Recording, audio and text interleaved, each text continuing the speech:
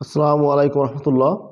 2026 সালের এসএসসি পরীক্ষার যে শর্ট সিলেবাস পাবলিশ হয়েছে সেই শর্ট সিলেবাসের আওতায় বিষয় জীববিজ্ঞান সায়েন্সের একটা সাবজেক্ট। এখানে শর্ট সিলেবাসে কোন কোন চ্যাপ্টার এবং কী কী ইনভলভ হয়েছে আমি সেটা তোমাদেরকে দেখাবো। তো চলো শুরু করে দিই। দেখো এখানে কিন্তু বলেই দিয়েছে যে কোন পার্ট এবং কত নম্বর কী বৃত্তান্ত সব কিছু এখানে বলা আছে, কোন কোন চ্যাপ্টার এখানে আছে। প্রথমে আমরা দেখছি এখানে বলছে প্রথম অধ্যায়, পরে বলছে যে দ্বিতীয় অধ্যায়।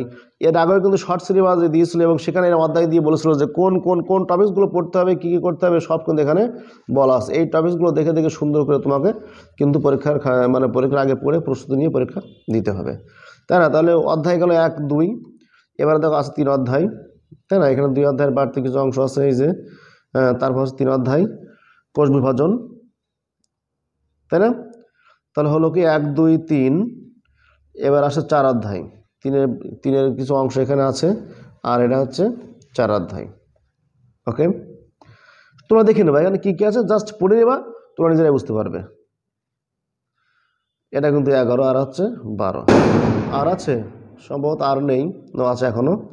এখানে কিন্তু 11, 12 জীবে প্রজনন 11 নম্বর চ্যাপ্টার, 12 নম্বর চ্যাপ্টার জীবের বংশগতি ও জৈব অভিব্যক্তি। এখানে কোন কোন টপিকস আছে তুমি দেখলে বুঝতে পারবে। আমি আবারও বলছি, আশা করি এখানে যা যা বলা আছে তোমরা নিজেরাই বুঝতে পারবে।